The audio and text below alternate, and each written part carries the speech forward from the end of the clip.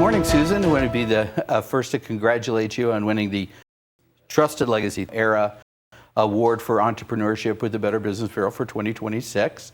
I know you a little bit, so I'll try and ask you some questions that I may already know the answer to, but how did you get started in business? So I worked for another small chain printing company, and when I left, a client called and said they just couldn't deal with my replacement and I needed to get a job done. So I showed up, I took care of everything, and she said, by the way, you need a business license because corporate's going to pay you. So I figured out how to get a business license and started a business. Well, that's fantastic. So how long had you been in the print industry before that? So 5 years prior. Okay, so you kind of knew the nature of the business, but you probably didn't know all the things that came with it. I did not. I've learned a lot. And so how did you go about kind of then building the business? Because, I mean, it's great that you start with an account, but then you had to learn how to bring in new accounts. So what I did is after I got the account, I worked from home for a few years. So actually this month happens to be 27 years we've been in business. Congratulations. And so 5 years I was at home, and just, I started really just to make my mortgage. I didn't think anything about that, about starting a business. And then I bought out a vendor, and so started doing business, and then networking, and joining the BBB actually helped me become a legitimate business, that people believed that we were legitimate and trustworthy, and we had ethics, which is a big part of what we do. And I think that that's how we've grown is, we pay attention to the details on things. And if something's not quite right, we fix it, or we contact the client and let them know that we have a suggestion how to make their product look better, and in turn makes them look better. So would you say that you kind of started as a reluctant entrepreneur, and you kind of came at it a little bit differently? I would say so. And then once we got going, I started realizing that I was analyzing papers and fonts on menus, and that it was now an obsession that I had. And I really like food. So doing that before I figured out my food was not, kind of let me know that this is where I needed to be.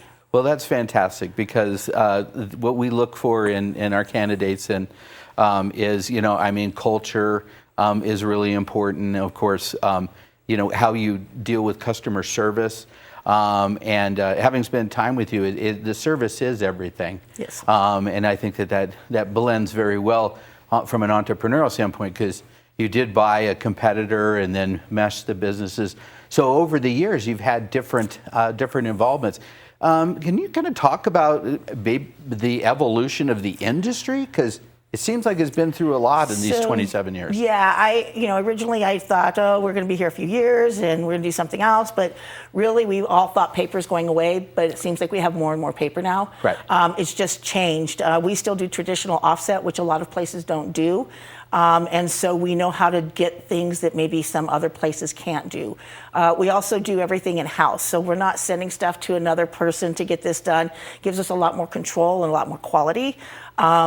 And making sure that we can do that. If there's something that goes down, we have all of your stuff in queue, and so we can make adjustments to make sure your job is still completed in the time it should be completed. Well, talking about doing everything in-house, so culture's got to be really important, and how your team comes together. Talk a little bit about your team and how you enable people in leadership positions within a team. So we have actually, I think, 14 or 16 employees now. Wow. When I add everybody's time together, which I do from time to time, it's like over 370 years of experience. Wow. So to be able to pull from different people's experiences and apply it to a situation that's going on now is great. And I don't try to be the owner. I work side by side with my team. And so that the knowledge that they have, the knowledge I have, we can usually put something together and collaborate on a way to solve whatever problem we happen to be dealing with. Do you have any short-term or even long-term plans of maybe how you could grow the business moving forward in such a evolving market? Everything changes, and we try to watch all of the things that are the trends that are happening. So we have a tendency to buy small pieces of equipment to keep us going. Currently, we have added a digital die cutter, so people no longer have to go spend several $100s on a die before they even get started. We can program it, change it. So we're trying to stay relevant with what's currently happening, so that we are staying up with the trends in the market.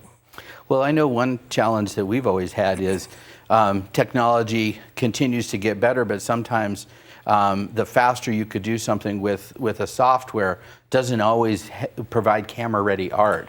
Are you finding that still to be an issue in the industry? So with online programs and AI, you can actually tell when somebody writes something that's AI, and so we look for that kind of stuff.